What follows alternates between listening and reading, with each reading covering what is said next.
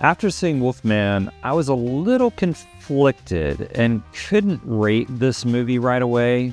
So I'm going to give you everything that I really liked about this film first, and then go into some of the problems I had with it. And based off of that, I'm going to give you my rating at the end of the video on the fly. So let's see where this goes. Wolfman stars Christopher Abbott as Blake, who's a dedicated father and husband, but a little too overprotective of his daughter Ginger, played by Matilda Firth. He has a special bond with his daughter that her mom Charlotte, played by Julia Garner, doesn't really have. Charlotte is a little envious of that relationship between Ginger and her dad, and sort of resents Blake for it, putting some resistance to their already strained marriage. Blake is a little hard on his daughter when she puts herself in danger by walking too close to traffic, and he reacts a lot harsher than you would expect, and being extremely overprotective. This behavior was actually taught to him by his father when he was a child, who was also very overprotective and harsh in the same way. And this is the central meaning that I think the film is hinting to, and it is pretty apparent in the trailer. As parents, we tend to be overprotective in a way that can harm our children. The fact that the parent who is determined to protect their child can be the one who scars them the most. It's my job to protect you. You see it with Blake's dad, and you see it passed on to Blake. It's a vicious cycle from one generation to the next. The Wolfman later becomes sort of this visual representation of this threat and the fear of a child being afraid of their parent. I think that's where writer and director Leigh Whannell was going with this movie, putting his own spin on the Wolfman the way he did with The Invisible Man, which was about abuse and gaslighting. I thought that film was really, really well done. The costume that made him invisible was sort of dumb looking, but the camera work and the suspense and the message behind it was, I thought, fantastic. And Wolfman goes there, but doesn't quite get there. The relationship that Blake has with his daughter is very emotional and has a lot of heart, and sets you up for a heartbreak as she witnesses his transformation. It's really heartbreaking when you see the separation between father and daughter, especially when they start to not understand each other verbally. For me, it was a heartbreaking scene, and the director does an amazing job getting you to feel this scene. Unfortunately, the deep meaning Whannell was trying to establish doesn't pay off at the end of the movie. The film sort of boxes itself into a corner where there is really only one scenario that has to happen to make the ending not seem completely ridiculous. Some may see a payoff here, but I think it's an obvious, easy answer to the ending. The werewolf movie genre is pretty large and played out, and I've never really been a huge fan of werewolf movies, except for the classic American Werewolf in London and my guilty pleasure 80s Michael J. Fox movie Teen Wolf from back in the day. He's always wanted to be something special, but he never expected this.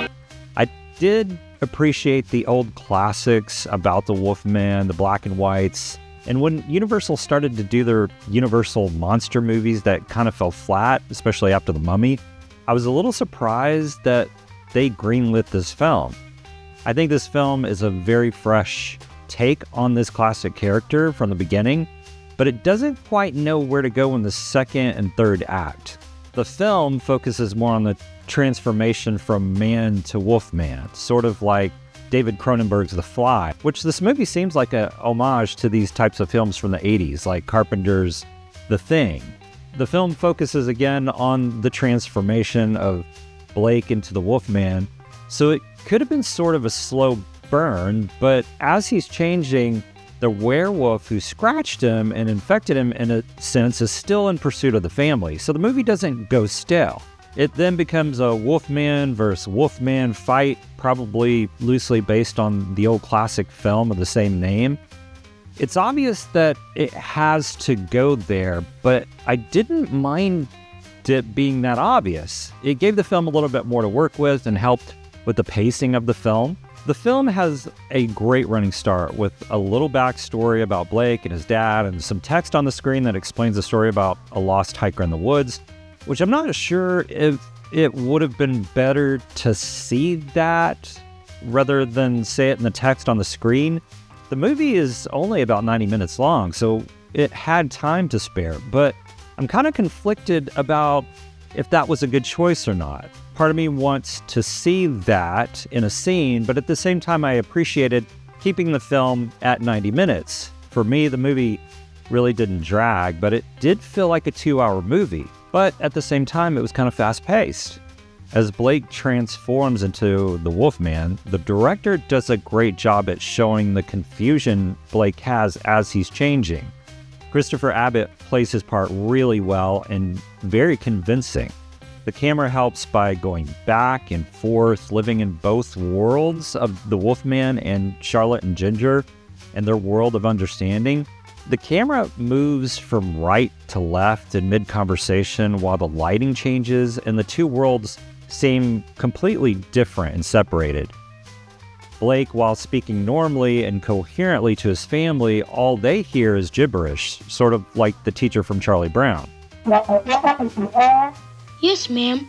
They try communicating without understanding each other, which sets the film up for a very heartfelt payoff later on. And I actually loved how they did this, and I thought it was a really great addition to the Wolfman story that gave the film a lot of depth, more intensity, but also a feeling of sympathy for all the characters involved. The cinematographer Stefan Ducia, who also worked with Whannell on The Invisible Man and Upgrade, does an amazing job with the night scenes that are thick with blue-looking moonlight, in contrast to the warm light inside of the house in the beginning. Stefan has a beautiful signature camera move that I love, where the camera seems to be attached to the character in frame, and he brings it back in a really well-shot scene in Wolfman. The sound design works really well, especially when Blake starts to hear things louder and more prominent than a normal human can. It's written in a way that isn't corny or stupid, but adds a level of fear and intensity as he tries to figure out exactly what's going on. The sound of the ham radio is staticky and creepy when someone is on the other end of it. The creaky doors and the growls you hear in the film, to me, aren't overdone and actually have a purpose. Julia Garner and Christopher Abbott are really great in this film. And Matilda Firth as Ginger really impressed me. I don't know much about her, but I thought she shined in this film. I was heartbroken by her performance in a few scenes and felt a lot of empathy for her. It's not easy for an actress, especially in a film like this that has to be convincing, so the Wolfman doesn't seem like a ridiculous character and completely unbelievable. The practical effects work so well as Blake transforms. Again, it's a beautiful callback to the old 80s horror films, and it works. There are some intense gross-out moments that would be expected for a Wolfman film, and I think the execution of all the effects work really well. What bothers me about the film is really at the end of the second act and the third act. The dialogue isn't great, and there are a few scenes that didn't make sense in context. There's a scene where Blake, as he's changing, goes out to fight the other Wolfman, and when he comes back, Charlotte, knowing that he's probably gonna turn into the same thing, lets him back into the house.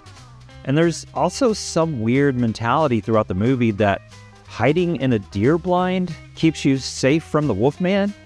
Like, 3 different times there are characters who run to this deer blind and they're safe for some reason. The ending of the film cheapened the first act for me only because it took a lot of time to show us how deep these relationships are in the beginning. I feel like the ending didn't give enough of a payoff.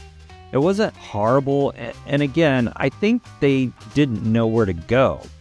I honestly have no idea how I would have written this ending. So if you have any ideas about what your ending would be for this movie, let me know in the comments, or maybe you thought the ending was great. Wolfman starts off pretty great. It gets to the story and the fear pretty fast. Garner, Abbott, and Firth has some really great performances, and the practical effects are an amazing tribute to 80s horror. The story starts off great, but doesn't feel like it makes a solid landing in the end. It follows a path that boxes it into only one outcome that falls a little flat compared to a film like The Invisible Man. It is a visually stunning film with some great sound design and a few jump scares, It's not really scary, but it is intense and for me a little emotional. The movie is sort of in between two worlds like Wolfman, in the middle of the road of a great movie and a mediocre one. I'm giving Wolfman 2.5 stars out of 5 for all these reasons, but I want to know what you thought of Wolfman. Let me know in the comments. I love talking to you about your take on these movies. Some of you guys are really impressive with your take on these films. I mean, you bring up things I hadn't even thought of, so thank you. Like and subscribe if you can. It is always incredibly appreciated. And remember, don't wait till it streams. Let's go to the theater and let's see it together. His voice is changing.